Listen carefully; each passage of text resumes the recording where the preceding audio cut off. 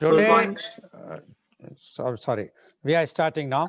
Today, in the media conference with Goel, which is brought to you by V4 News, Global TV, V4 Stream, Malnadu TV, Newsgaon se, Samvad Sarokar News, Organ Donation India Foundation and Gyan.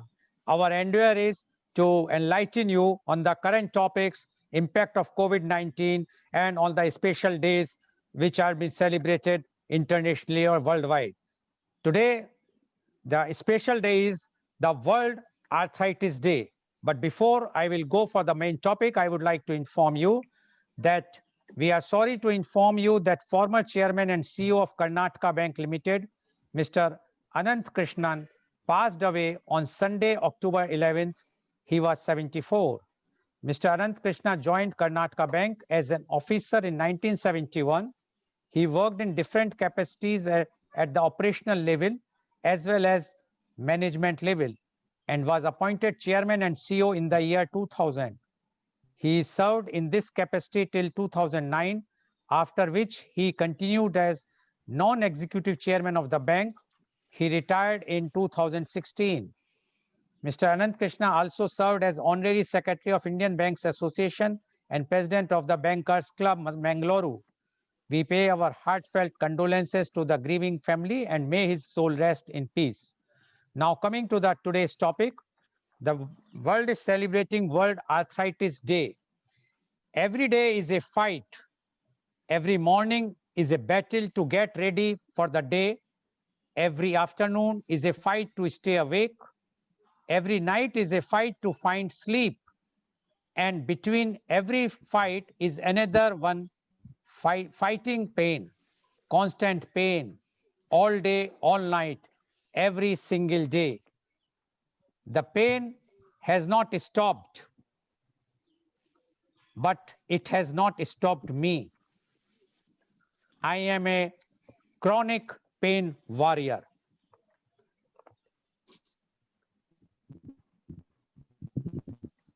World Arthritis Day is celebrated every year on 12th October. Its object is to raise awareness about the importance of adopting a healthy lifestyle and encouraging early detections of arthritis. Arthritis means inflammation of or swelling of one or more joints. Arthritis is a term you often used to mean any disorder that affects joints. Symptoms generally include joint pain and stiffness. Other symptoms may include redness, warmth, swelling, and decreased range of motion of the affected joints. In some types of arthritis, other organs are also affected. Onset can be gradual or sudden. There are over 100 types of arthritis. The most common forms are osteoarthritis, degenerative joint disease, and rheumatoid arthritis. Osteoarthritis usually occurs with age and affects the fingers, knees, and hips. Rheumatoid arthritis is an autoimmune disorder that often affects the hands and feet. Other types includes gout, lupus, fibromyalgia, and septic arthritis. They are all types of rheumatic disease. Treatment varies according to the severity and type of the condition. Arthritis can limit the type of work that can be done or keep you from working at all. People can reduce their risk of knee osteoarthritis by controlling their weight.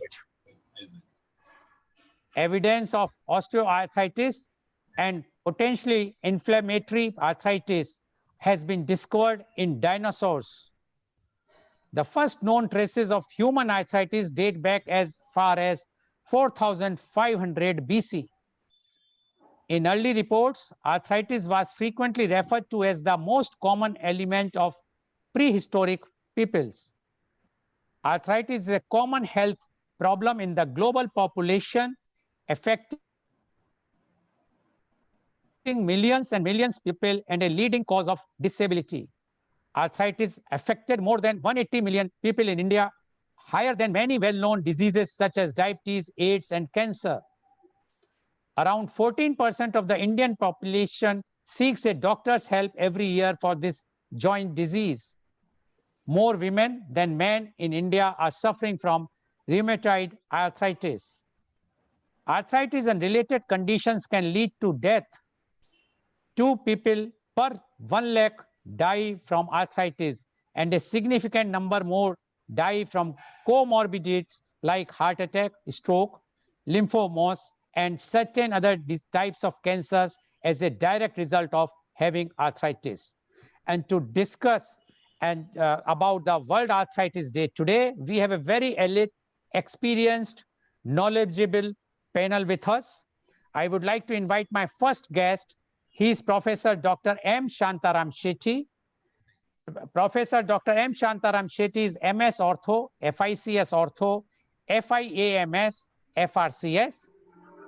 Dr. Shetty is a compassionate doctor and a wonderful human being.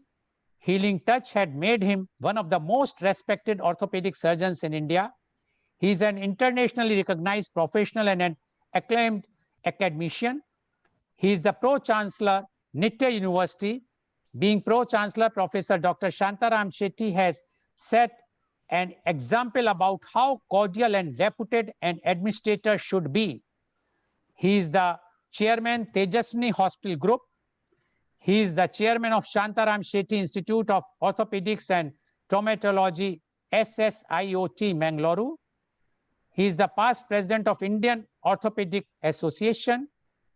Dr. Shantaram Shetty joined as a professor and became the head of the orthopedics department and went on to become the director of postgraduate studies at Kasturba Medical College, KMC, Mangalore. He is visiting professor at various universities in the USA, UK, Germany, and India. He has trained more than 300 postgraduate students in orthopedics, both MS Ortho, D-Orth, and DNB candidates, apart from regular undergraduate trainings. He has presented more than 150 scientific papers in national, state, and international conferences and published 15 of them.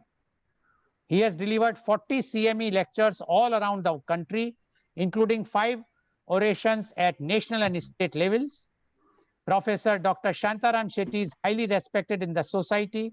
He is very soft-spoken, always smiling, humble, caring people, and with lots of compassion. He is a doctor with lots of patients. Welcome, Dr. Shantaram Shetty, on our show. Dr. Shetty, today world is celebrating World Arthritis Day. Yes. We would like to know your views on World Arthritis Day. Dr. M. Shantaram Shetty, please. Yes, World Arthritis Day is being celebrated ever since 1996 all around the world. This was by the WHO, by the world, different bodies treating arthritis came together and decided that we should have a World Arthritis Day. This is to bring about awareness in the patients. You have given a very good introduction on different aspects of the etiological factors and the percentage wise. As you rightly said, it is one of the most crippling conditions in human beings, and almost 1 in 4 all around the world, different types of arthritis, as you said, about 100 different types of arthritis have been noted and described. And it is to bring about awareness in the patients, how to prevent arthritis and how to control arthritis, and finally how to treat arthritis and not succumb to arthritis. This is the main theme why World Arthritis Day is being celebrated all around the world. It is initially the efforts of American Rheumatoid Association and the American Arthritis Association which brought out this idea, but it is there all around the world, including India, that throughout the country we celebrate Arthritis Day, so that not only the awareness amongst the general public, but the awareness amongst the treating surgeons and physicians, so that they know what is latest in this particular field, so that they can treat the patients accordingly. So as you rightly said, osteoarthritis is the most common, which is a degenerative arthritis, where wear and tear occurs in the joint, and the patients, it is a progressive condition unless it is controlled. And we'll discuss in detail how to really control this. The second common, as you said, is rheumatoid arthritis, which is more common 3:1 in females, and which is a crippling condition if it is not controlled in the initial stages. And the initial stages, what is the treatment and what is the treatment, and once it is not controllable, and finally what is the final solution when it is a crippling disease, where my colleagues are, there are arthroplasty surgeons as well. What we do when the joint is really crippling is to be discussed today. So in short, arthritis is a very crippling condition. And in every family, I'm sure there will be somebody or the other, because almost 1 in 4 in the population suffer from some type of arthritis or the other. It need not be just osteoarthritis, rheumatoid arthritis. It can be psoriatic arthritis. It can be gouty arthritis, which are next common, and so many other types of, from variolar arthritis. And in this COVID conditions, it is very important to understand the severity of the arthritis so that they don't succumb to COVID as a comorbid condition. Okay. Thank you very much, Dr. Shetty, for giving your opening remarks. Now, I would like to invite our next guest, and he is Dr. Hemant Bhandari. Dr. Hemant Bhandari is MS Ortho, MSc Ortho, London. Dr. Bhandari is the senior orthopedic surgeon and joint replacement surgeon at Bombay Hospital, Hinduja Healthcare, and Apollo Spectra, Mumbai. He has completed his MBBS from the renowned Grant Medical College and Sir J.J. Hospital, Mumbai in 1986. He then went on to pursue MS Orthopedics from Lokmanya Tilak Medical Municipal College, Sion, Mumbai in 1992, and MS Orthopedics from the University College London Hospitals, Reino Unido in 1997. Dr. Hemant Bhandari is also the member of Professional Medical Association and societies like the Indian Orthopedic Association and Indian Society for Hip and Knee Surgeons. Dr. Hemant Bhandari is a leading orthopedic surgeon with more than 30 years of experience. He has trained in England for higher qualifications and is specialized in knee and hip joint replacement, arthroscopic surgery to relieve joint pain and complicated trauma cases. Due to his extensive experience, he receives patients referral from all over India and abroad, and has performed surgeries for both primary and revision cases. In addition to his practice, Dr. Bhandari is a recognized postgraduate orthopedics teacher at the Maharashtra University of Health Sciences. He has instructed many doctors over the years and regularly conducts training sessions, lectures, and seminars for trainee surgeons and nurses. Welcome, Dr. Bhandari, on our show. We would like you to give your opening remarks on this World Arthritis Day. Dr. Bhandari, if you are using your mobile phone, please put the mobile phone on horizontal condition so that you will be on the screen totally. Are you using the mobile phone? I'm using the iPad. Am I visible? You are visible, but it's in a vertical form. If you can... Yes. Now you are on the full screen. Yes, please. Okay, fine. Yes. Yes. First of all, let me thank you for inviting me for this session amongst you and the august companies of Dr. Shetty and Dr. Vimal Kumar and others. It's my privilege to be amongst the stars of Orthopedic Society. Dr. Shetty has quite nicely elaborated about the general aspects of the arthritis. World Arthritis Day we have been celebrating over the years, and this is a good way to spread knowledge amongst the people about the condition, what are its different aspects, and what are the different treatment modalities. As we go along, we'll discuss various causes, what are the treatments which will include simple treatments, conservative treatments, and advanced treatments like surgeries as well. So different arthritis, as Dr. Shetty has very nicely elaborated, there are different types of arthritis, and the requirement for surgeries vary in the conditions. Some conditions are very destructive for the joints, and often lead to surgical treatment. But some of the conditions which are more common, like osteoarthritis, can be managed fairly well for long duration with simple measures like conservative treatments. And only when the condition becomes so disabling, so painful, that patient's condition, they cannot manage the activities of daily living, and so then we have to undergo a surgical option.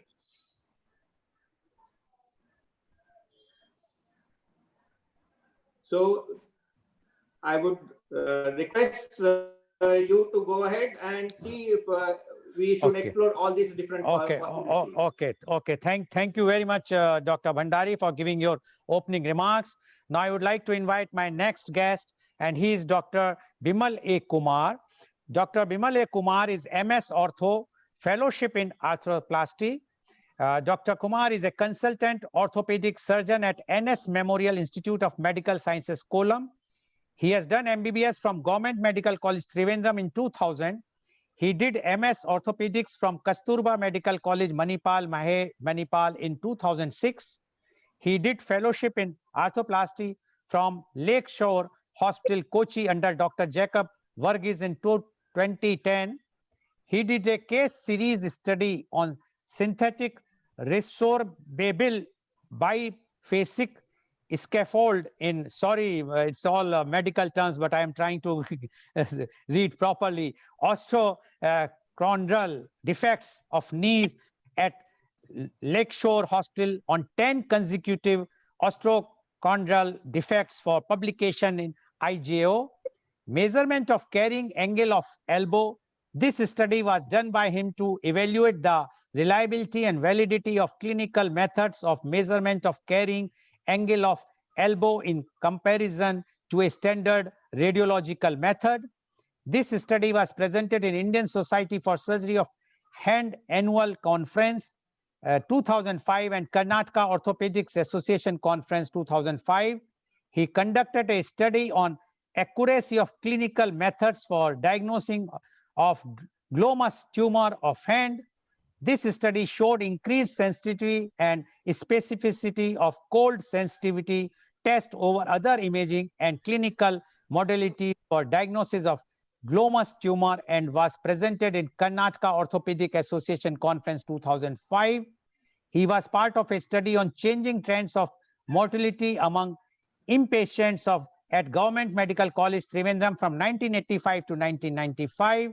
This study traced the changing trend from infectious disease to accidents and malignancy as the leading causes of mortality in the above mentioned period. Welcome, Dr. Bimal Kumar.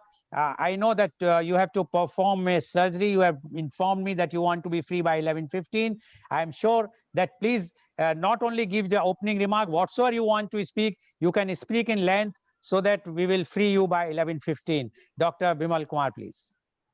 Good morning. Am I audible? Yes, please. Hello. Yes, you I'm are getting... very much audible. You can go ahead. Okay. Good morning. Good morning to all, particularly to respectful seniors, Dr. Shetty, Dr. Bhandari. Greetings from Kerala, Kollam, NS Hospital, Kollam. Actually, Dr. Shetty and Dr. Bhandari has nicely outlined the issues with arthritis. What I would like to bring to this discussion table is a unique Kerala perspective. And now there is a Kerala perspective for arthritis for a very simple reason. Most of us will know that Kerala has this unique improved health indices in comparison to India. And what it has given us is a unique perspective into the causes of osteoarthritis and its problems. For instance, an average Keralite lives 10 years more than an average Indian. Now, that sounds good. I mean, for all other factors taken into consideration, but what we have seen is that an average Keralite is also more prone for osteoarthritis, more prone for diabetes, more prone for cardiovascular diseases, and more prone for obesity. Now, all of these factors correlate with osteoarthritis. And interestingly, what is often touted as the Kerala model of healthcare has unveiled to us what are the real preventive measures that we can do to prevent this arthritis situation? Osteoarthritis is a largely undiagnosed problem, even not only in Kerala, not only in India, all over the world. And studies are repeatedly showing that close to only 1 in 4 people are aware that they're having arthritis, leave alone getting consultations for it or getting treatment for it. And what we see from our studies done in Kerala is that close to 45 to 50% of orthopedic OPDs have arthritis in one form or the other, of which 90% is osteoarthritis, 10% is inflammatory arthritis like rheumatoid and all. Again, in both these cases, when it's non-osteoarthritic pain, we have seen that 10 years, any patient diagnosed to having rheumatoid arthritis in 10 years will have a significant reduction in the quality of their life if they are not properly treated and managed and diagnosed. Coming to osteoarthritis, again, we repeatedly see that one of the leading causes of disability in elderly is coming through from osteoarthritis. So from 1996, when the World Arthritis Day has been instituted and it's been followed every year, the main concern was to create awareness in people. The first and primary thing is to create awareness that arthritis is a medical condition for which there are both preventive remedies and there are both curative remedies. So, for instance, in Kerala, for instance, again, most of our longitudinal studies show that we are the most obese population in India. Why does that happen? It also contributes to the most important lifestyle modification that can be done in prevention of osteoarthritis, which is reduction of body weight, increase of daily activities like exercises, even just walking, for instance, for 30 minutes, 6,000 steps a day. Our evidence will tell you, to put it very simply, walk at least 30 minutes a day. Now, cutting down your body weight, getting up and moving around are two simple messages that can go out as far as prevention of arthritis is concerned. Now, it's not just prevention of arthritis. You think of any leading medical condition of the present day, whether it's cardiovascular problems, whether it's respiratory problems. And in this time of a ravaging pandemic, we know that obesity is the leading risk factor if you get a COVID infection for having a bad prognosis. Not surprisingly, it's related with osteoarthritis. That's the prevention part that we need to look into, lifestyle modification. Then coming to the curative part, the diagnosis and treatment part, the biggest roadblock that we face is information regarding treatment is either coming from commercial sources which have serious conflict of interest, or they are coming from unscientific sources.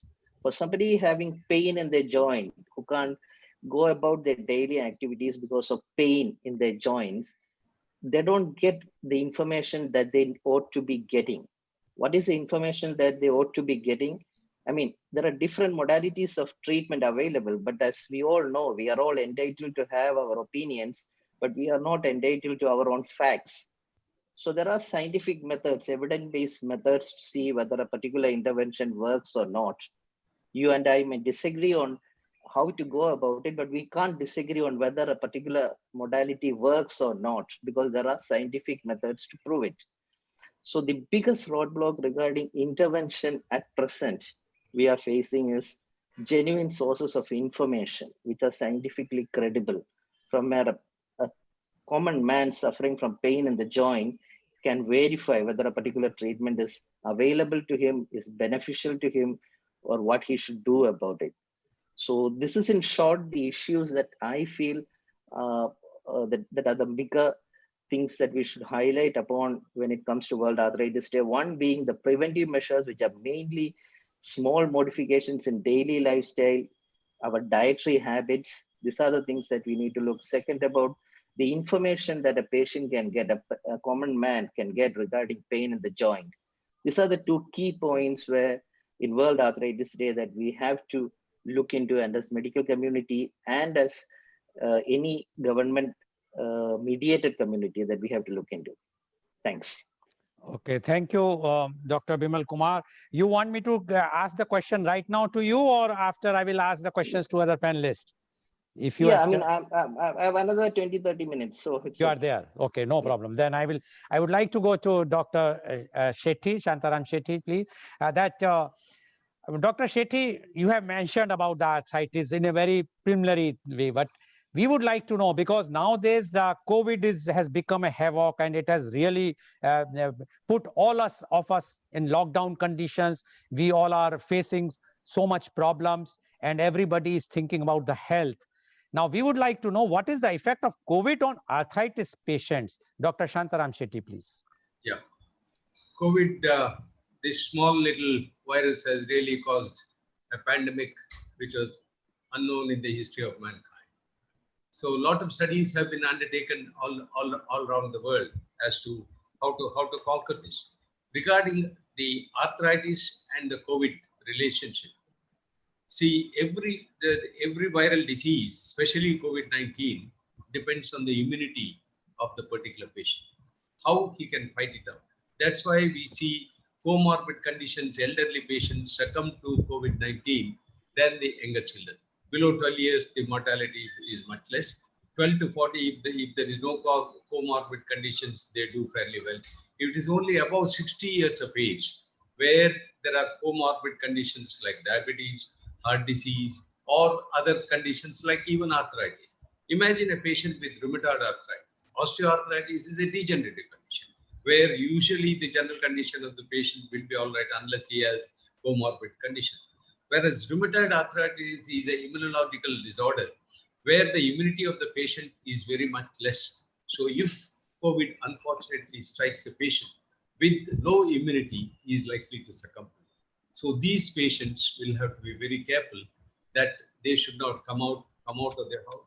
Social distancing, they will have to wear a mask and see that all the rules and regulations which have been formulated for prevention of COVID-19 has strictly to be followed.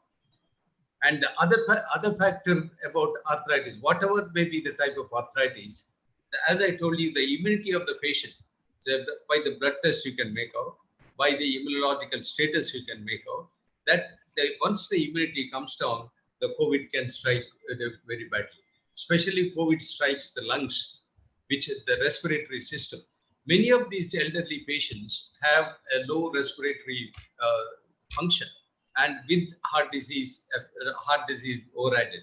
If it is a combination of that, it is a deadly combination, and the patient is likely to succumb. So every arthritis patient should be made aware that he has to be careful, that COVID can strike them badly if at all, unfortunately, it strikes them. So this message has to go very deep into every arthritic patient, whether it is osteoarthritis, rheumatoid arthritis, psoriatic arthritis, whether it is any type of arthritis, variolar type of arthritis, infective arthritis, any type of arthritis. One has to be very careful that immunological status of the patient has to be built up. So how do you really build up the immunity? Immunity is by regular exercise. Immunity is by regular diet. Immunity is by the regular health status of the patient, controlling diabetes and whatever chronic disease he is suffering from. So the patient and the family is the best, rather than the doctors advising them, to see that the immunological status of an arthritic patient is well maintained in these difficult times. We do not know how long this COVID is likely to continue, but as far as it continues, till we get a vaccine or till it is controlled, one has to be very careful about COVID-19 related to arthritis patients.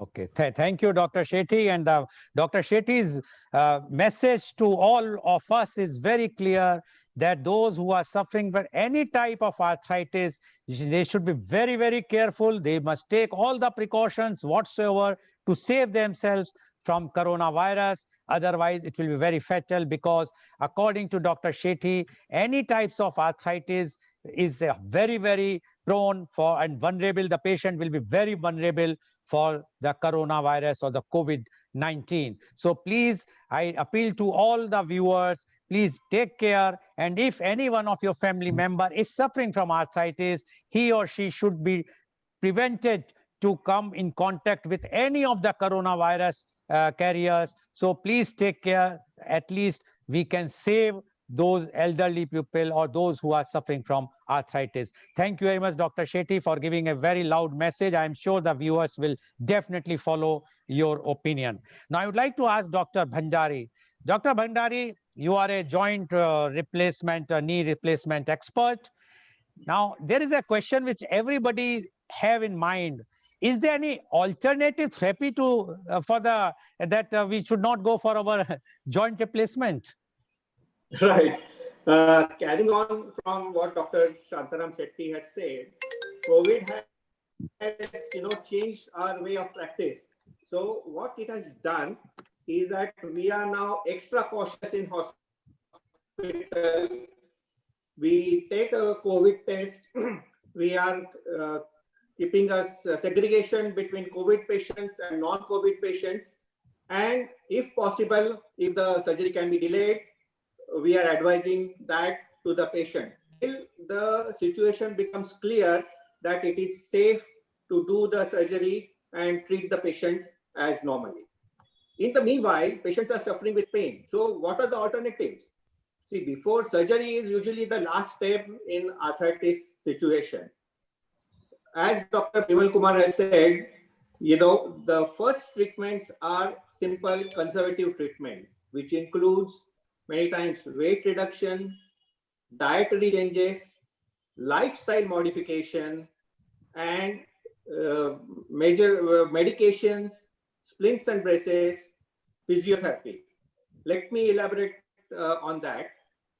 Usually a lot of people are in obese categories, as Dr. Vimal Kumar said. Loss of weight by 5 to 10 kg in many patients relieve their symptoms to a great extent.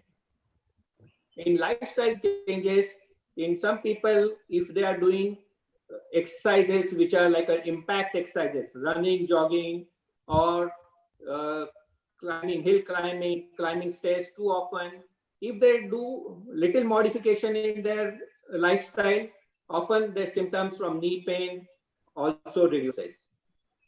We send patients for physiotherapy. We often find that a good course of physiotherapy, strengthening exercises will reduce their joint pains. In terms of medications, the doctors give medication which is one to relieve the pain with simple painkillers. If not, then we give a little stronger painkillers like what we call as non-steroidal anti-inflammatory, which are a little stronger and have side effects as well. That also can be given if required. Thirdly, we give medications which will help with the cartilage building. So it is the supportive medications which we often give. Fourthly, there are injections which are supposed to help with the joint pain. We do that. That will also reduce the pain for the patient. Some types of braces and splints are available. If somebody's legs are a little deformed, then there are weight relieving splints which pushes the leg into a much straighter position. The weight of the patient goes to the good part of the knee joint. That helps them to reduce the pain. This also can be given as a temporary solution. Apart from joint replacement, there are some certain surgeries which try to help save the joints. We do that for a younger population of patients, maybe around 40-50 years of age, which is called realignment surgery. If the patient has bow legs and one part of the knee is getting worn out, the surgeon operates and makes the leg straight so that the weight goes to the good part of the knee and a joint replacement can be avoided. So there are various measures which we can do apart from joint replacement to try and help the patient to relieve the pain and reduce their symptoms. Okay. Thank you very much. Thank you, Dr. Bhandari, for giving the details that how the joint replacement can be avoided if we take full precautions or as advised by the experts or the doctors. So we can very well avoid the joint replacement surgery. But if we will not take those precautions, if we will not do the exercises or not reduce our weight, definitely then there is no other alternative. At the last, we have to go for the joint replacement. Now, I would like to ask, thank you, Dr. Bhandari, for giving your expert opinion. Now, I would like to ask Dr. Vimal Kumar. Dr. Vimal Kumar, you mentioned about the obesity. Now, I would like to know, how does obesity emerges as a villain for arthritis? Yeah, I mean, for osteoarthritis, we can think of it as a very simple mechanical issue. I mean, basically, the whole of our weight is going through our knees and hips. So the more weight that's going to go through your hips and knees, the more wear and tear is going to happen in those joints. And the more wear and tear happens, and as time progresses, the joint gets more and more osteoarthritic. Now, obesity is one factor. The importance of obesity is that's one factor that we can modify, that we can control. I mean, if you are, say, a 30-year-old, 40-year-old person was slightly on the heavier side, and we all know that obesity is a genetic thing. I mean, it's almost like we don't do much to become tall or short. I mean, it's already written in our genetic code. So certain people are prone to be on the heavier side. I mean, it's not because they eat more or they're sedentary more. I mean, you might have people in the same family who have a very who eat and who doesn't move around but have a very lean body frame. But at the same time, there are people who have, without taking in that much of food and despite being active in their life, will be slightly on the obese side. So the importance of obesity or overweight is that very early in the life itself, we can identify that risk factor. And it's something that can be done about it. I mean, whether it's our lifestyle modification, whether it's our diet, whether it's the work schedule that goes around, it's something that can be modified and something that can be analyzed by us at our home itself. We just have to weigh our, we have to just get onto a weighing machine and see how our weight is going. So the importance of obesity is primarily that it is one cause that can be easily identified and easily modified. But at the same time, the importance is, as Dr. Bhandari was earlier pointing out, whether it's physiotherapy or medications or stuff like that, the key thing that, again, studies have repeatedly shown is all of this has to be part of our daily life. When you take about physiotherapy, whether when you take about exercise, when you take about dietary habits, what happens is people do it for a week or 2 weeks, then they just give up, and once the pain starts again, they again do it for another 1 week and stops. That doesn't work. This has to be a change in our daily living, whether it's the food we eat, whether it's how much exercise we do per day. It's something that has to be in our daily routine. That's a difficult part with obesity. That's a difficult part with being an overweight. The easier part, of course, is that it's easily monitorable. It's not like your blood pressure or a blood sugar, which you have to go to a lab and check. This is something you can check at your home, and it's something that really makes a difference. We cut your weight by 5 to 6 kgs. You are basically cutting the weight that's going through your joint by 5 or 6 times that weight. Now you can imagine the benefit that it gives, just a reduction of 5 to 6 kgs. That's the importance of obesity. Now, of course, in COVID times, there is an importance of obesity that we are again repeatedly seeing. We know that older people are at risk from COVID, men are more at risk from COVID, and obese people are more at risk from COVID. So there's another more important reason, particularly with all these lockdowns and social distancing, to have some kind of an exercise regime that can be done inside your home, inside your compound, and some kind of a dietary regime, your diet that makes sure that you're not putting on weight. That's particularly relevant in this COVID times.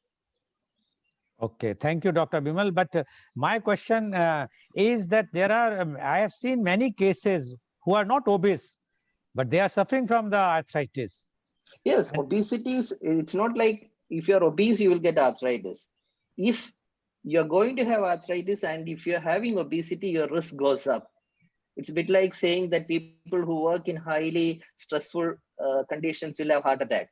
No, even people who are having a very well good jolly life will get heart attack. The problem is if you're repeatedly going to stressful atmosphere in your life, having a cardiac event increases your risk. The same thing, if you have a person who is on the heavier side and you have a person who is on the leaner side, the person on the heavier side will have a greater risk of having arthritis. It's not like you won't have an arthritis if you're lean or anything like that. But you can definitely, if you're having an arthritis, if you're having pain in the knee, and if you reduce your weight by 3 or 4 kgs, then it's definitely going to benefit you.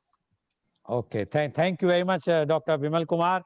I'm sure now you can very well go. If you have time, you can stay Yeah, back. please. Okay. And another 5-10 minutes. Okay, I'll be okay, there. okay. Thank you, Dr. Vimal Kumar.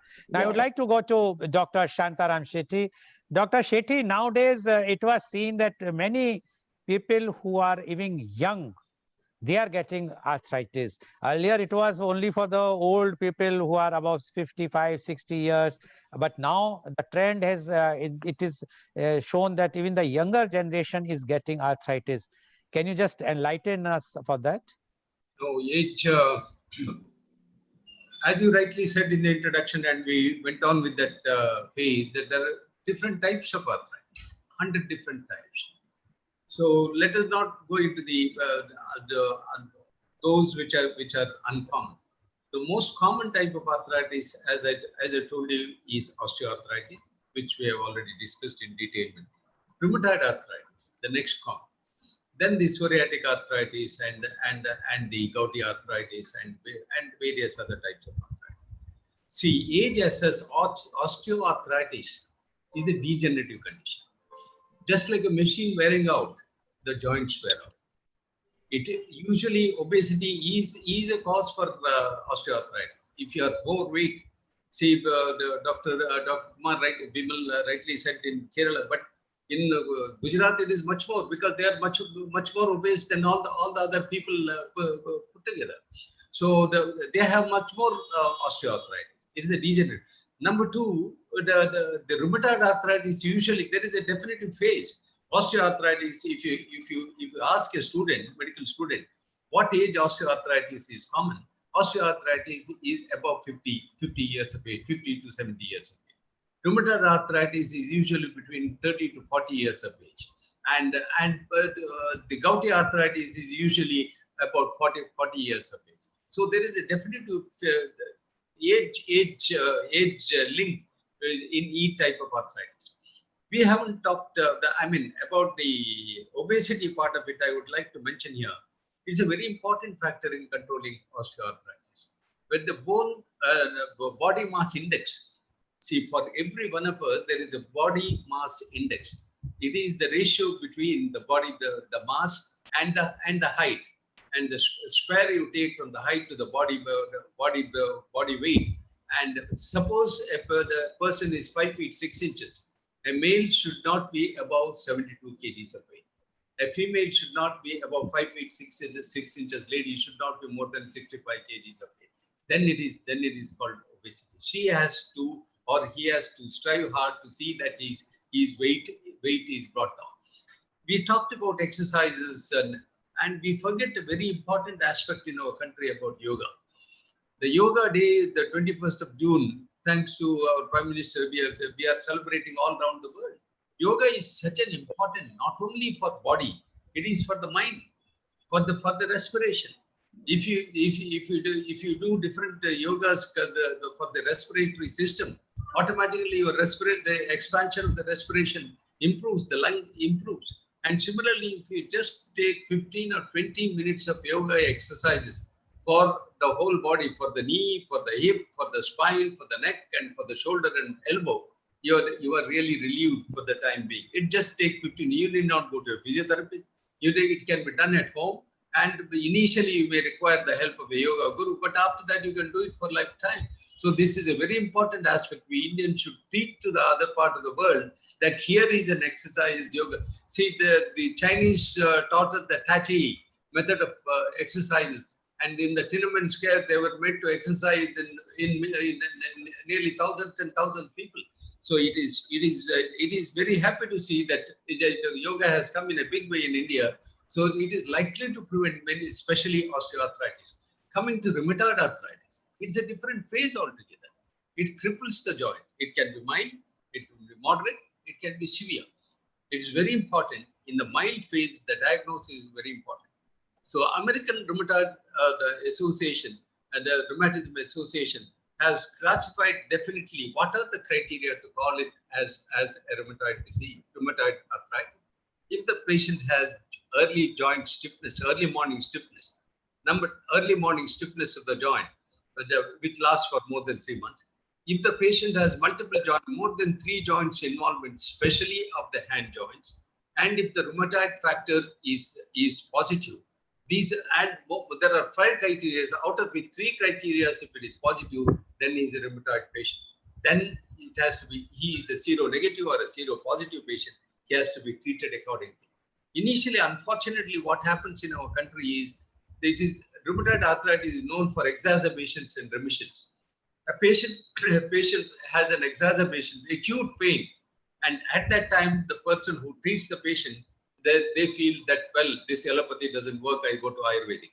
When the patient goes to Ayurvedic, there will be a remission and he gets the credit, or a homeopath gets the credit, or it is vice versa.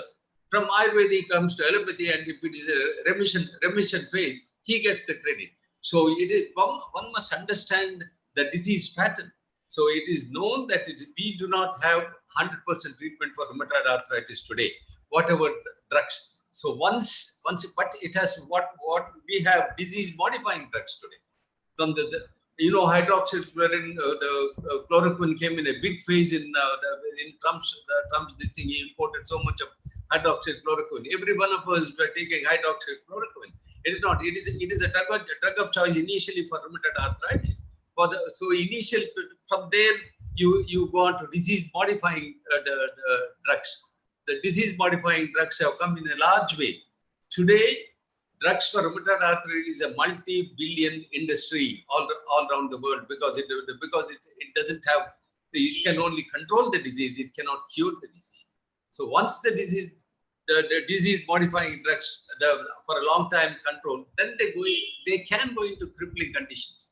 They can go into deformities of the hand, crippling conditions of the hand, crippling conditions of the knee joint, of the hip joint, even of the spine. In such cases, a joint replacement of the hip or the knee is necessary to make the patient pain-free and comfortable once they go into that residual phase of pain. So this has to be taken into consideration. You take gout. Many times, many of our friends will come to you with a very acute pain in the metatarsophalangeal joint with the reddening of that particular joint, and they will know that they have gouty arthritis. Diet is so important in gout that many patients do not follow it. They should not take alcohol. And one important point I would like to mention here is smoking is a deadly component of any type of arthritis. Smoking has to be prevented. Whether it is osteoarthritis, whether it is any type of rheumatoid arthritis, any type of arthritis, smoking is bad for the patient. Coming to gout, but the regular, it is a purine metabolism. It has to be controlled by diet alone if it can be controlled. Only if it cannot be controlled by a diet, by prevention of alcohol and the purine type of the food, then you take the drugs which are necessary in the acute space, especially colchicine or any of the fevisterat or any of the drugs which is in the market. So what is important is not the age factor. What is important is the diagnosis of the particular arthritis and the initial treatment, so that it won't cripple the joint further. And Dr. Bandari and Dr. Kumar have dealt in detail the importance of each phase of it. But what is important is control of the disease in the initial phases. Okay, thank you, Dr. Shetty. And again, you have given 2 very loud messages to the society at large. One is stop smoking at all if you want to not become crippled, because the smoking aggravate the arthritis. So it is better not to smoke at all. Stop smoking. And even for the stopping the alcohol, if you are facing gout or anything, please stop alcohol 100%. Then only, otherwise you will become a crippled person, which I don't think that anybody would like to have that type of life in the society. So two very, very strong messages given by Dr. Shetty. Thank you very much, Dr. Bimal Kumar, for joining us. I know that you have to go for the OT, so thank you very much. Now, I would like to ask Dr. Thanks. Bhandari. Dr. Bhandari, yes, Dr. Bimal Kumar, you want to say something, or you are, yeah, you can say if you want just to say. Dr. Bimal Kumar? Yeah, thanks for the opportunity. And Yeah. it's been an honor Okay. sharing stage with Dr. Shetty and Dr. Bhandari. Thanks. Okay, thank you very much, Dr. Kumar. Now, Dr. Bhandari, as Dr. Shetty said, and everybody says that we can, prevention is there, we can prevent. Why we can't cure? Like I will give example of COVID. Now, COVID, we are all the governments, everyone is waiting for the vaccine. We all are waiting day and night. When the vaccine will come, everything will be okay. Can't we develop any such type of vaccine or any such type of medicine which can prevent the arthritis? Dr. Bhandari, please. The research is going on for last many years to find a cure for arthritis. The whole mechanism is not yet fully understood. There are various mechanisms and medicines which prevent the spread and the destruction caused by the arthritis, but yet there is no full cure which is found. Coming back to what Dr. Shantaram Shetty was saying, yoga is very important, but I'd like to throw in one caution. See what has happened now because of the lockdown, everybody is cooped up in their house and they are watching TV and starting yoga by seeing the TV. And what I'm seeing an increase in number of patients. Say after the age of 40 and 50 years, your body has become obese, your body has become stiff, and you suddenly start doing yoga without a guru teaching you how to do it. You can end up having some injuries, back pain, sacroiliac joint sprain, and aches and pain. I'm seeing more such patients who are coming in. Yoga is very good. It is to be started right from early ages and has to be continued all throughout the age. Then in the end, it will give you benefit. If you start suddenly and start doing yoga and go into different and awkward posture, you should be cautioned for injury. So be under guidance of a guru, start slowly and maintain it throughout the life. That is my take on yoga. Yoga is very good. Please do it. As regards to other parts, aspects of, cure, the mainstay of our treatment is to prevent further destruction, slow down the process.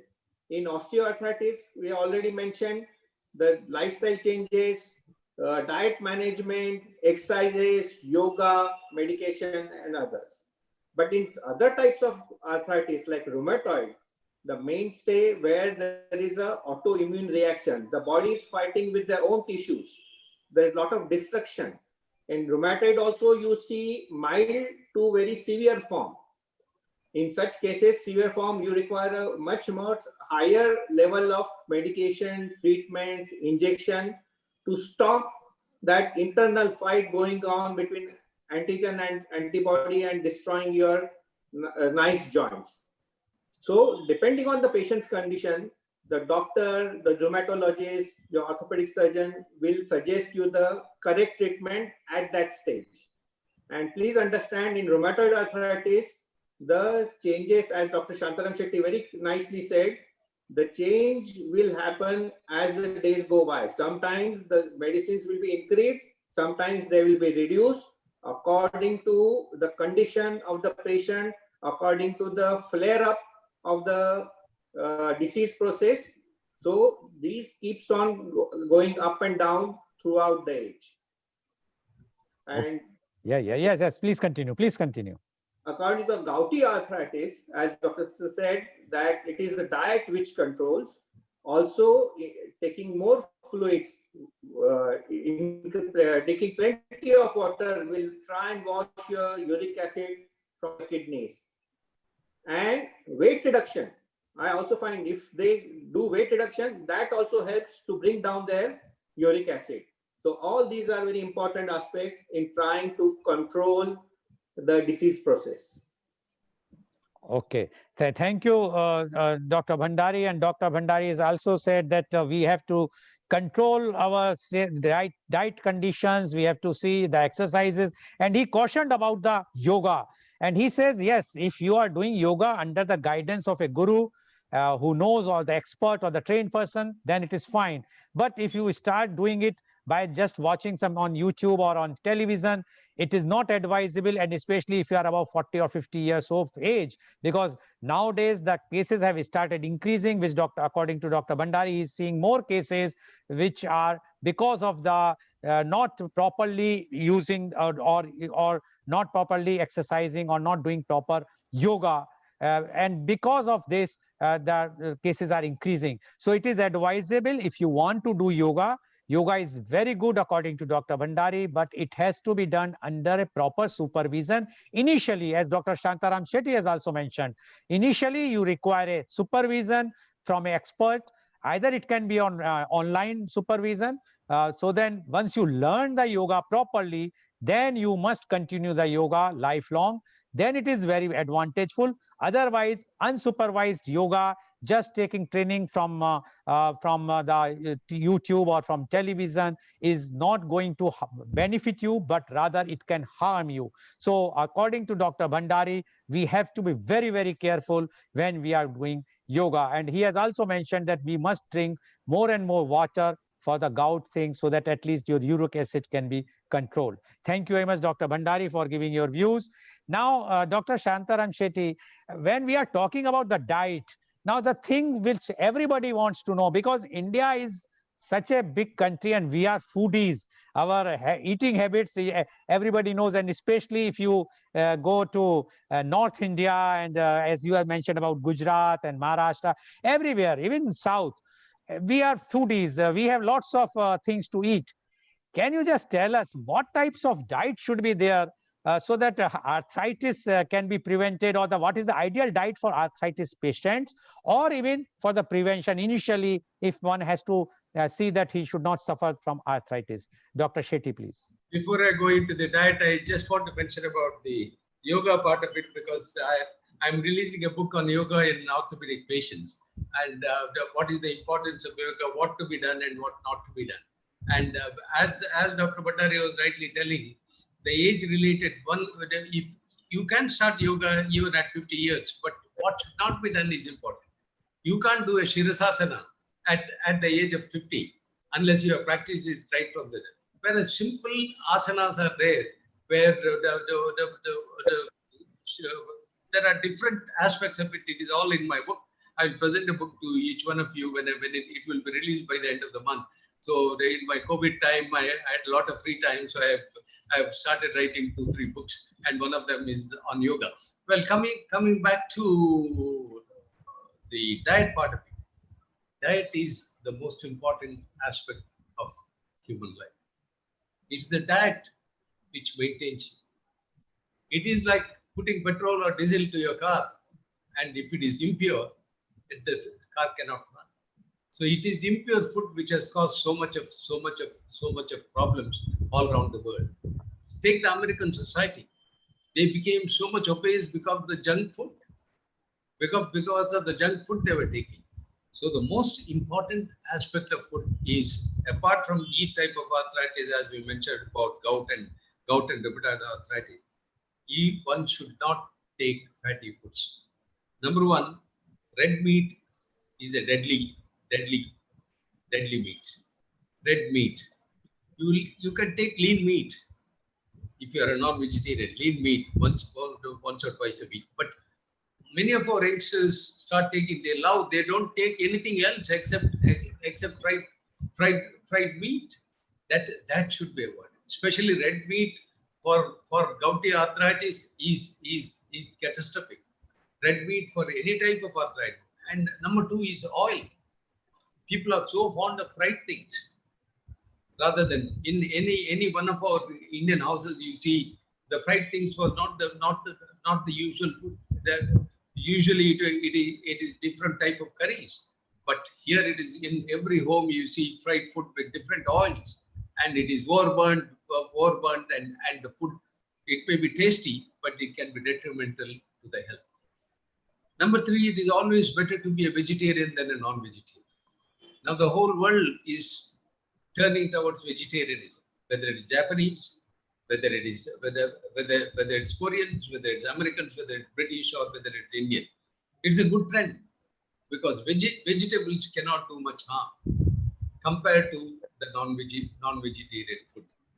Number two is the pollution in the food market. See, how did COVID start? It was in the Wuhan wet market. People started eating snakes. People started eating whatever animals they got, without considering the pain apart from the animal which it has. But you imagine without any proper hygiene, the markets were run. Even in our own Indian markets, if you go, compared to the European. But I talk to the authorities. What is happening? Why can't you at least provide a good market for our people? Whether it is vegetarian market, or whether it's especially the meat market, the fish market. And India is a country which has one of the largest sea coasts. We are not utilizing our fish for proper diet. So there are types of fish like sardine or type of fish which are with vitamins, which are not fat binding, and they have to be eaten much more if he is a non-vegetarian than meat. So become a fishtarian than a non-vegetarian with meat. Coming to the vegetables also. So suppose in gout, there are definitive vegetables which should not be eaten, like cauliflower, like tomatoes, like purine, whichever has purine. That has to be avoided. And even in rheumatoid arthritis patient, anything which is fried with oil is not very good for rheumatoid arthritis patient. So a dietary control in every home can control any type of arthritis. Take the osteoarthritis. As I told you, the body mass index is so important. But people go on eating chocolates, eating sweets, eating without understanding what detrimental effect it can have on their body. It is the sacrifice. If you want to live a healthy life, you will have to have a healthy diet. If you have doubts, you call a dietitian and tell her or him that this is my problem and what diet I should take. She will be able to guide you. Otherwise, there are so many dietary books. What is to be taken and what is not to be taken. Even Google, though about 10 to 15% may be wrong in Google, you just go to the Google and what diet I should take for this particular condition, the Google gives you the answer. So that is important to be followed by every one of us. Okay. Thank you, Dr. Shetty. And Dr. Shetty has said very, very clearly, number one, no red meat.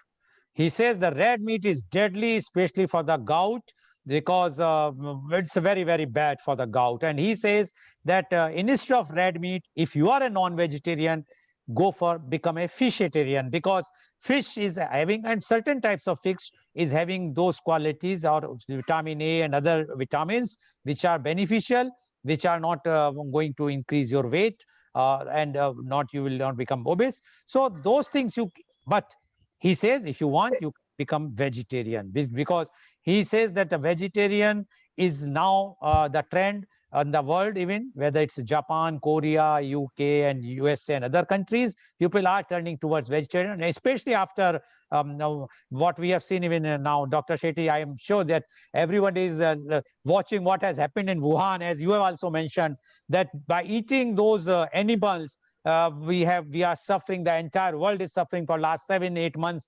We are prisoners in our own home. So it is advisable that we should eat vegetarian, and vegetarian also there are few things which should be avoided. So it is better if you are suffering from any type of disease, especially the arthritis, please consult the expert, ask the dietitian that and tell that these are my diseases. They will guide you the correct diet. Like tomatoes are harmful for some of the arthritis, type of arthritis. So it is advisable that we must go for those things which expert advise. And as far as the yoga is concerned, Dr. Shetty has mentioned very clearly that because now he's having under the lockdown, he's at home because of the age factor, the seniorities. So he has written a book which he's going to release very soon. And first of all, I congratulate you, Dr. Shetty, for about this book. And he has promised that he will be definitely presenting all the panelists of today's program, and to me also, I hope. So Yeah. now this book, he says that, as Dr. Bhandari has mentioned, in yoga, if you want to do yoga, it should be either the in an expert guidance, or you must see what type of yogas you cannot do. And he has given one example of Shishasana. He says Shishasana cannot be done by the elderly pupil unless they are doing from the childhood. It is advisable not to do. So that is why he has written a book where do's and don'ts he has mentioned very clearly. And about the diet, he is very, very clear. And one more thing which he has mentioned about the oil. He says oil is very harmful. But Dr. Shetty, my question is, in North India especially, they says that the ghee is very good. One should have ghee every day. The ghee is very good for the body. And especially in the COVID time, I did my media conference, and few of the Ayurveda's people, they suggested, they says, no, ghee one must take if they want to be immune, to boost their immunity. What you say about that, Dr. Shetty, about the ghee? Yeah, about ghee, it is such a controversial subject. I used to see my old grandfather eating almost half of the gallon of ghee almost every day, saying that is what. But he died at the age of 63 of heart disease. So there is no, we are still not sure what type of oil is ideal. So if a senior physician comes like you in a discussion like this and says coconut oil is the best oil, use it, and the whole market will be flooded with coconut oil. Another one will say ginger oil is better, and the will say this. Ghee is a milk product. It is a heated butter. So ghee has no harm as such, and it has been proved even in Ayurveda, for whatever Ayurvedic drugs they take it with ghee. So that has been proved, but there is no definitive evidence. Unfortunate thing about Ayurveda is it is a great science which were lost to the society of the world.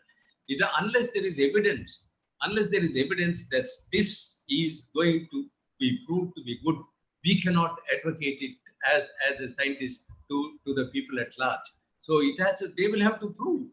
I always plead with my Ayurvedic colleagues. You do undertake research. The world is with you, and see that you prove with an evidence base, with a controlled study, that this is good for this. You will be the winners. So we will have to prove to the world this is good. The minute you say Ayurveda, the Western world with allopathic people will say there is no evidence for it. So we will have to show evidence. Ghee is supposed to be good. My grandfather says it is good. My grandmother says it is good. And hierarchy of people, they say it is good. But how good it is by evidence based, we do not know. So it has to be proved by evidence, by a controlled study, a group of study, so that by taking this, it is proved better. Okay, thank you, Dr. Shetty. Only one more thing which I would like, because I would like to change from diet to exercise, that I will go to Dr. Bhandari. But for the diet, nowadays, because of the COVID, so many dietaries has been released even by the government of India, the Ayush department, and they says we must take turmeric, we must go for Goel, many things. So many things which are been about zinc. They says we must take zinc, we must take vitamin C.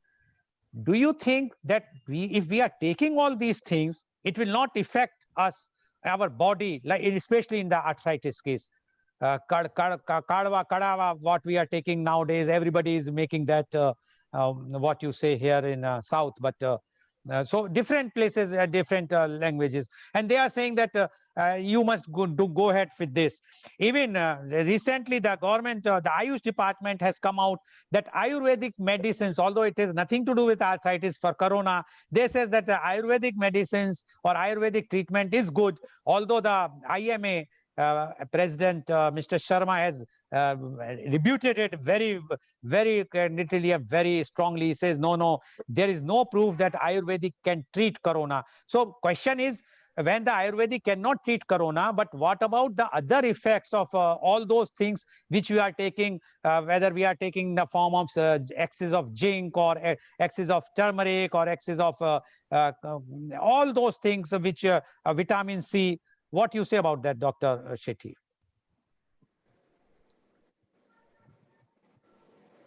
Correct. You are asking? Yeah, I'm asking you, Dr. Shetty. I will go to Dr. Bhandari for exercise. No, what did you say? I'm sorry. I am saying this Ayurvedic, Yeah. they are giving all those things. As you rightly pointed out, it is a very important question to be asked, and the people should know the facts. What is important? Ayurveda, as I told you, is the greatest of sciences.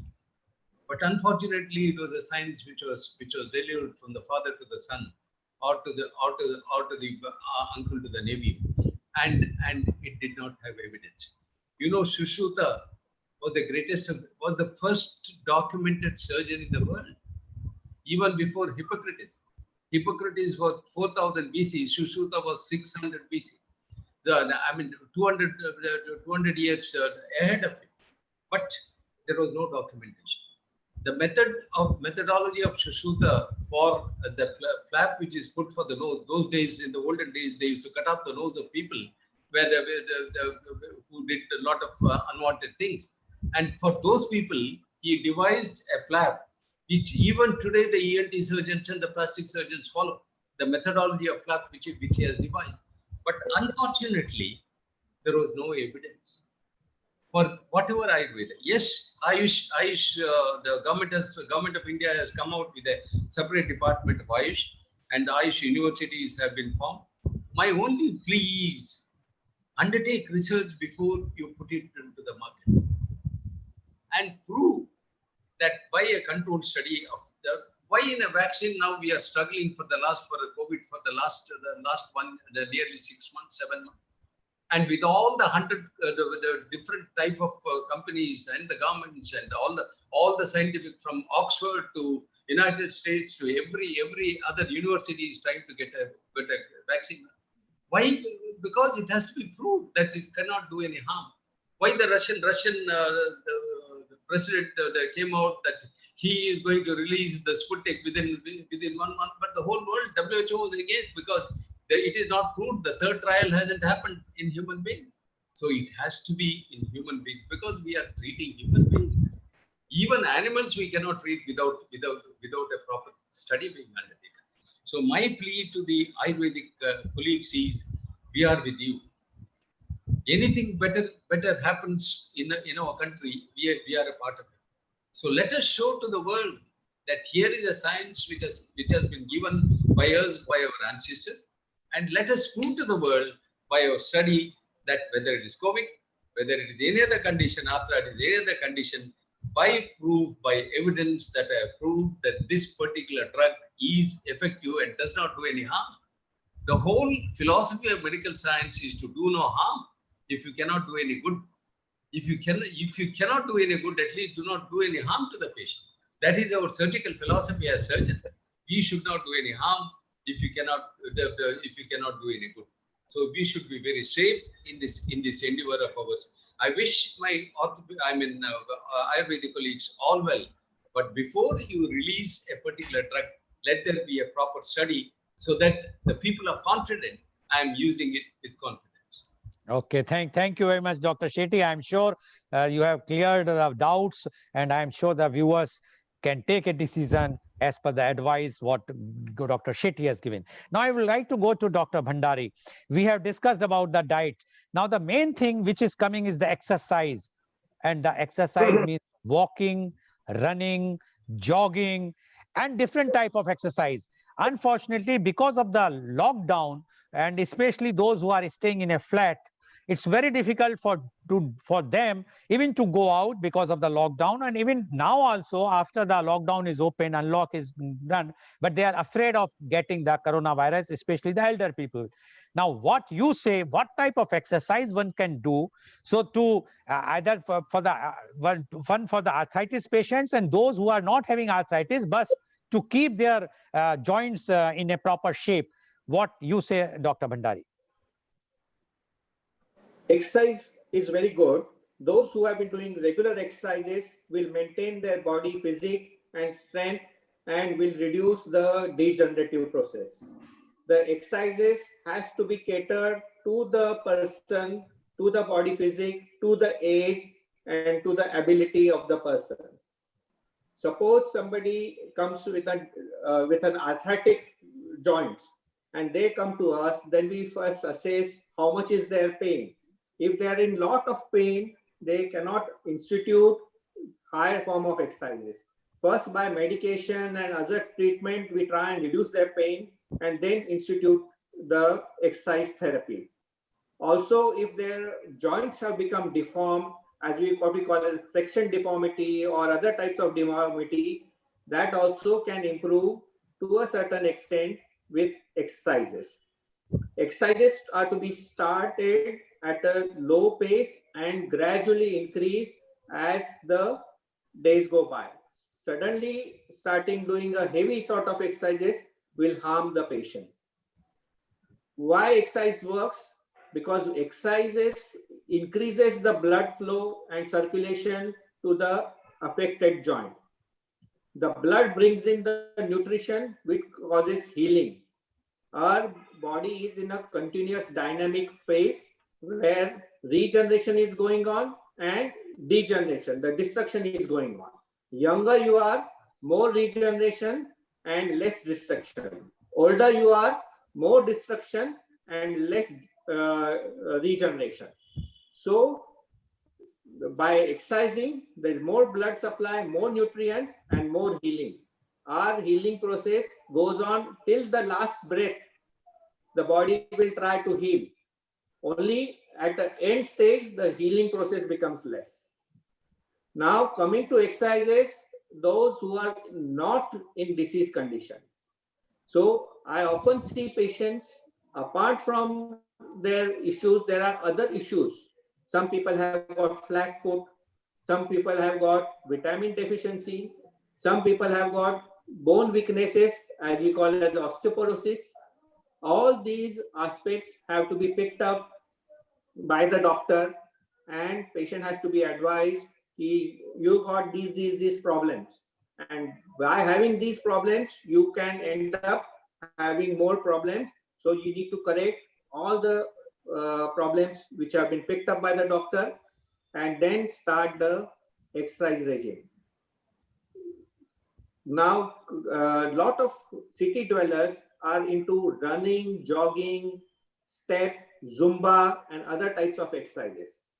So, running on a hard surface causes increased reaction to the joint. And often they get knee pain, they get ankle pain, and you get what condition as we call a jogger's knee and a jogger's ankle, and there is more wear and tear changes. So you need to have a conforming, nicely designed running shoes, which will reduce the strain on your joints. Also run and jog on a soft surface, not on a concrete or tar road. Okay, so that will also help prevent wear and tear and destruction of the joint. So these are very useful for runners. Some people I see in Bombay, they are overdoing things. They are running. I had one patient, he said, I do 21 laps and on 21st lap, I get the pain. I say, please don't do 21, do only 20.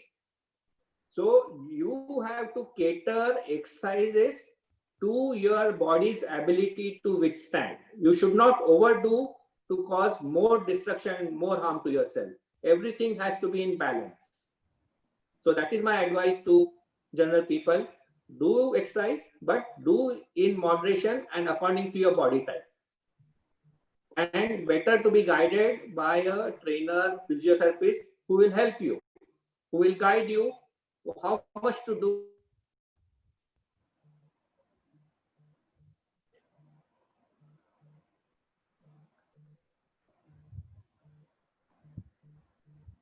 I think we lost Dr.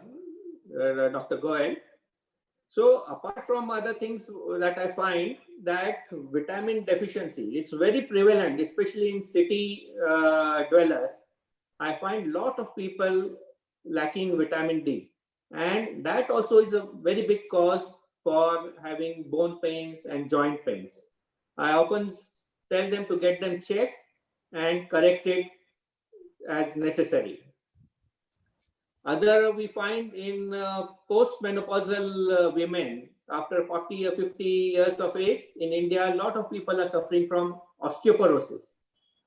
So we do what is called as a DEXA scan, and we assess how much is the bone weakness, and they require a special type of exercise, a diet, and medication if required, which can include tablets or which can include injections to try and prevent osteoporosis. What is your opinion, Dr. Shetty? Is osteoporosis is quite common in Manipal area as well? Yes, yes. Osteoporosis is the bugbear of the society now. It is we undertook a study and we found almost above 60 years of age, almost 50% are osteoporotic. We did a Texas scan study on all these patients, nearly about 500 of them. Network It low was hai. given as a thesis for one of the postgraduates, and duly it was. As it was a very good point Dr. Bandari has brought in. Osteoporosis. It is not a type of arthritis, but it is the weakening of the bone, the structure of the bone. Unfortunately, what is happening in our country is ours is a country with sunshine almost 9 to 10 months in a year, all throughout the country, whether it's east or west or north or south. We are not utilizing it. We just do not go out. Not that I'm criticizing the Buddha system, but we should all expose to the sunlight. Sunlight is a God-given gift of vitamin D to us. That has to be utilized. And as Dr. Bandari rightly said, if there is the structural weakening of the bone, then one has to really treat it well. Otherwise, it results in fractures, fragility fractures, which is a big burden to the society these days. Yes, I think we are missing Mr. Goel again. I think there's some network issues. Yeah. So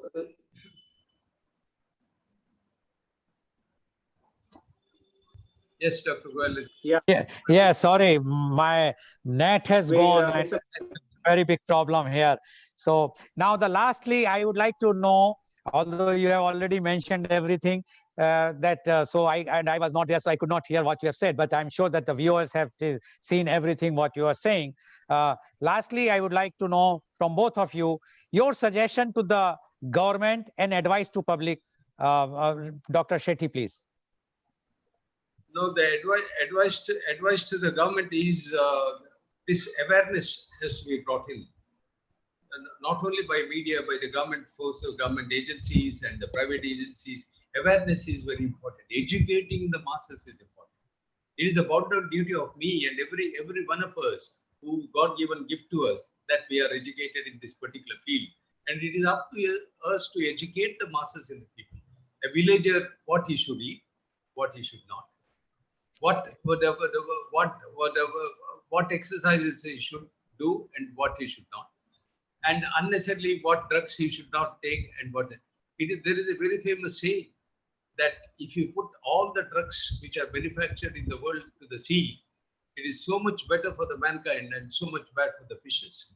So that much of drug is the drugs are being manufactured all around. It's a multi-billion industry. So the minute the patient has an arthritis pain, many times he just goes to the pharmacy and buys whatever painkillers. Painkillers are the worst of the medication which you can take unless it is prescribed properly. So you have to educate the people at large that any drug which is not advised by a physician should not be taken. So Okay. even in COVID time, they just go to the shop and take a paracetamol for fever without understanding whether it is necessary or whether it is not necessary. So Okay. we have a good, the government has a well-spread health system. We will have to utilize the health system. The people do not utilize the health system properly and blame it. So what? Okay, thank you, Dr. Shetty, for giving the advice. Dr. Bhandari, your advice or suggestion, please. Right. My suggestion to the government would be to, as a for preventive aspect, I think they should increase more facility throughout a length and breadth of country for sporting activities, exercises, yoga. All these will help in preventive aspects. As regards to the treatment aspect on the hospital-based medicine, I think more funding should be done into the surgical aspect, into developing Indian models. Nowadays, we are doing joint replace. We are mainly using all the imported costly prostheses. If government funds and we have IITs and other engineering institutes, they can come up with which are Indian joint models, which are cheaper, long lasting and validated, that will help the general public in our surgery aspect, will bring down the cost of the treatment. Okay, thank you. Thank you very much. So today you have seen on this World Arthritis Day, the experts of the field, they have given you all the advices, all their expertise in their field. And I am sure that today's program is a very, very enlightened program, which will be definitely beneficial for all our viewers. Thank you very much. And today's program, which has been live telecasted by V4 News, Global TV, V4 Stream, Malnadu TV, News Gaon se Samvad Saroka News, as well as shown live on Facebook and YouTube. And our endeavor is to bring to you a current topic every day. And as today we have celebrated the World Arthritis Day, tomorrow is again a very, very special day, the media conference with Lal Goel. We are on International Day for Disaster Reduction. And our guests are Dr. C.V. Anand Bose, IES, one-man expert commission on labor, former head of the Disaster Management, Government of India, and Central Draft Relief Commissioner, Government of India. Then we have Mr. P. Michael Veda Shiromani, IES, former Vice Chancellor, Rajiv Gandhi National Institute of Youth Development, former Additional Chief Secretary, Government of Kerala. And we have Dr. Thara KG, former member, State Disaster Management Authority and Head Disaster Management Center, Government of Kerala. So please do tune in tomorrow for media conference with Lal Goel at 10:30 a.m. Thank you very much, Dr. Shantaram Shetty. Thank you very much, Dr. Hemant Bhandari. And thank you, Dr. Bimal Kumar, for joining us and enlightening all of us. Thank you very much. Thank you. Thank you. Goodbye. Nice to meet you, Dr. Bhandari.